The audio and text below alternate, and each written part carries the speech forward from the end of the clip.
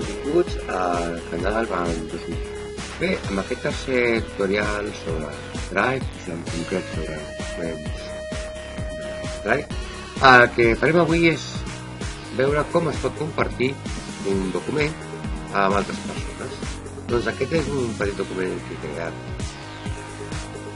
per un moment, on surten 3 fotos de 3 caràtules del canal BAM, i el que faré serà compartir-lo amb altres persones. I això per què em serveix? Doncs perquè amb aquest document, si el comparteixo, puc treballar jo i poden treballar també alhora i al mateix moment diferents persones, tant totes les que jo li hagi compartit el document.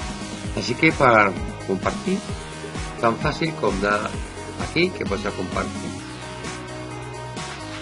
i fer posar l'adreça de la persona o les persones que jo vulgui compartir. Així que posarem Jordi, ja la tinc aquí. No, Jordi Pons, no? Perdó. Jordi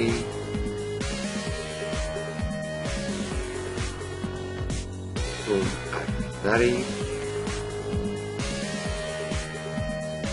Soc jo mateix, així que m'ho enviaré a un altre contacte. Aquí la tinc. Molt bé, ja estic aquí. I ara el que podria fer és posar-hi un missatge. Doncs, document important. I només tinc ja que enviar-li.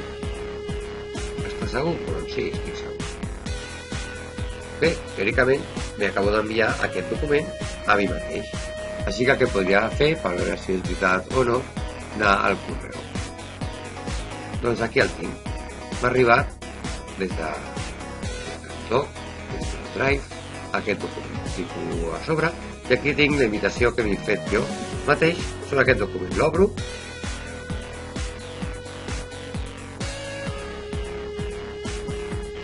i aquí el tinc.